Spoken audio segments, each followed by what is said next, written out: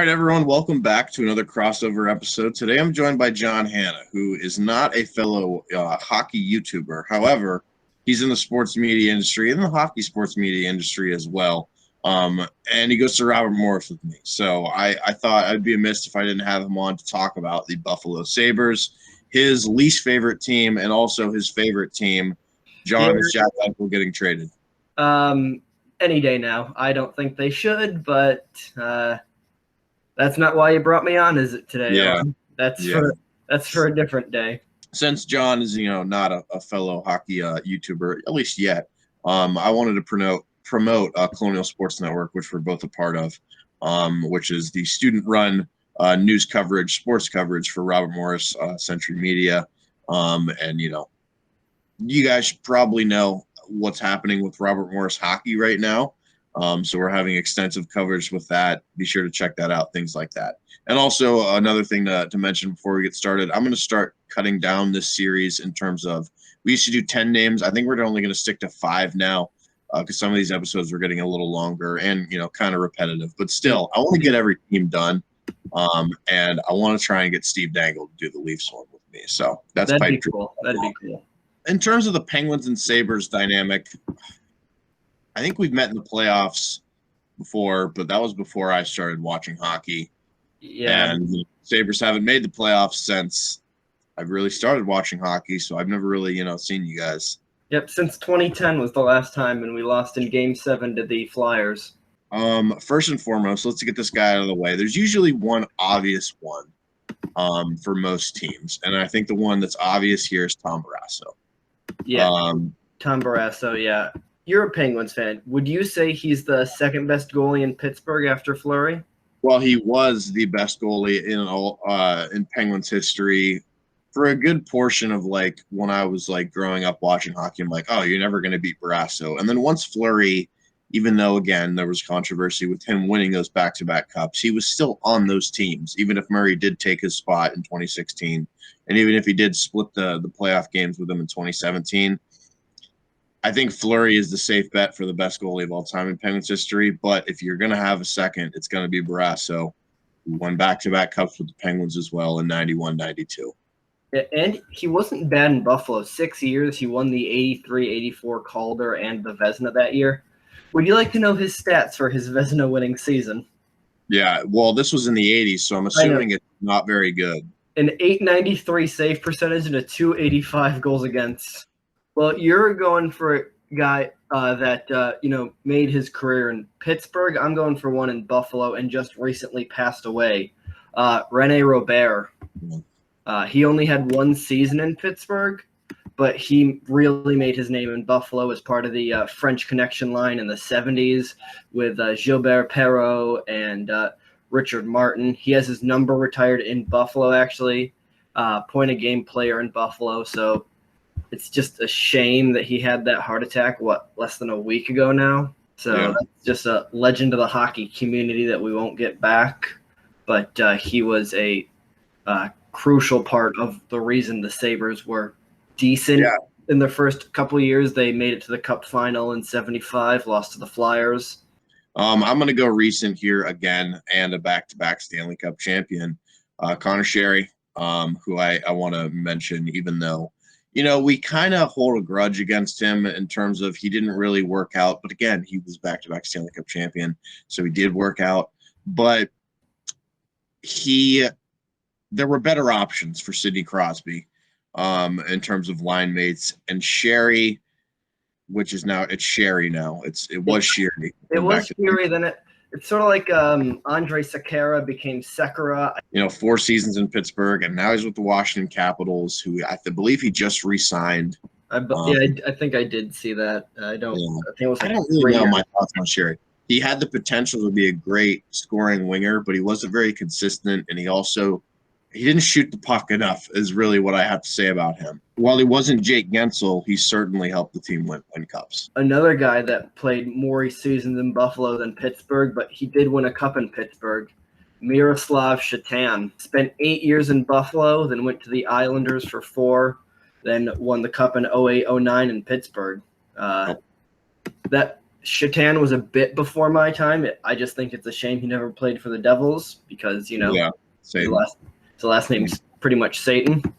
Yeah. The thing I only remember about Satan is that like he was a good scorer for in the NHL just in general. He had a good track record. He 60-ish points, with Buffalo. Comes to Pittsburgh towards the end of his career in 08-09, and he played on the fourth line. So, he wasn't being, brought in to play with Crosby and Malkin, and he was playing on the fourth line, and it worked. So, you got to have that depth, especially when you have, guys like in the bottom, in the bottom of your lineup. Peter Sikora is another similar name that did that type of thing. Came to Pittsburgh towards the end of his career. Bill Guerin as well. If you watch any Penguins game on AT&T Sportsnet, you know who I'm talking about next. I'm not sure about how I feel about him as a color analyst, but as a player, he was pretty good, winger. Bob Errey, putting what he says on AT&T Sportsnet aside, which isn't that bad. He's just kind of a klutz sometimes, which is much better than Jack Edwards and all the other, idiotic commentators.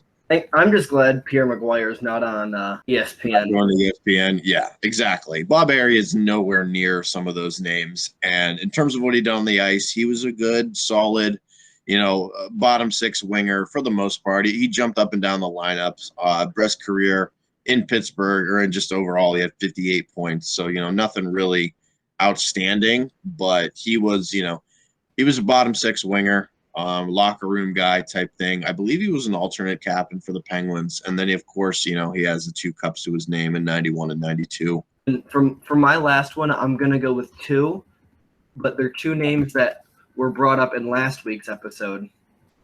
Okay. Stu Barnes and Jason Wooley. Okay. Traded to Florida for Chris Wells, as you talked about last week with Flying Fluffy. Stu Barnes traded from Buffalo to Pittsburgh in 99 for Matt Barnaby. And the thing I remember most about Stu Barnes is mostly through Rick Jenneret highlights, because he held out the U in Stu for so long.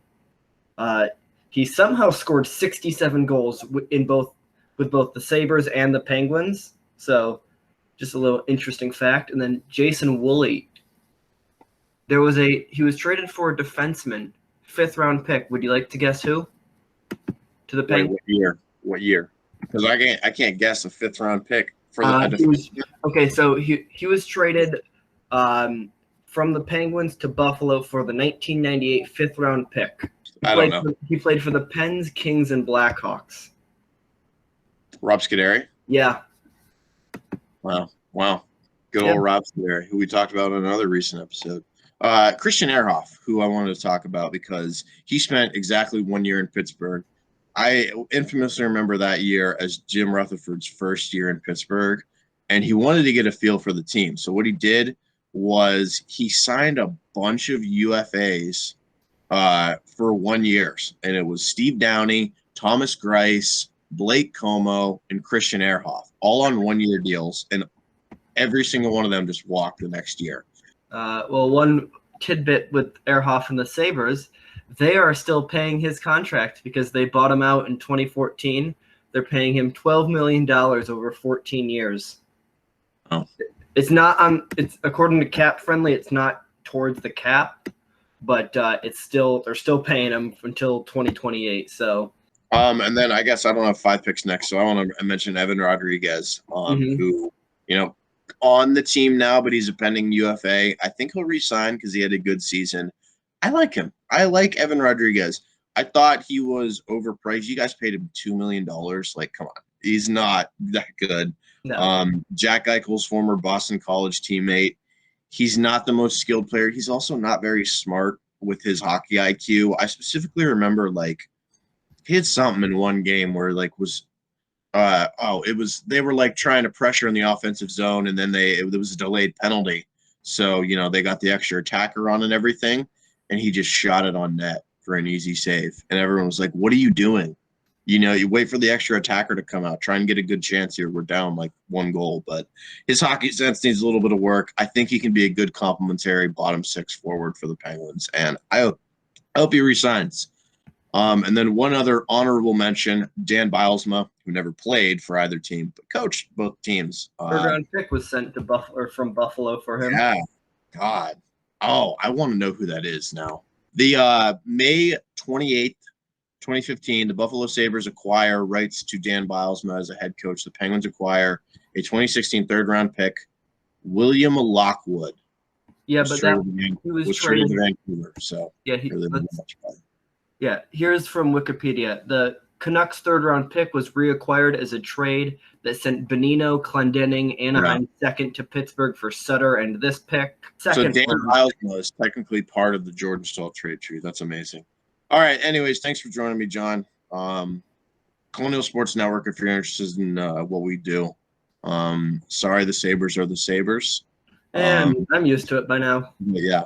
We got some RMU players heading to Buffalo to play some women's hockey, so maybe they'll do better than the actual Sabres, which I'm assuming that they will. Like, comment, subscribe. I'll see you guys all in the next episode, hopefully with Twisted Wrister hockey. See you guys then.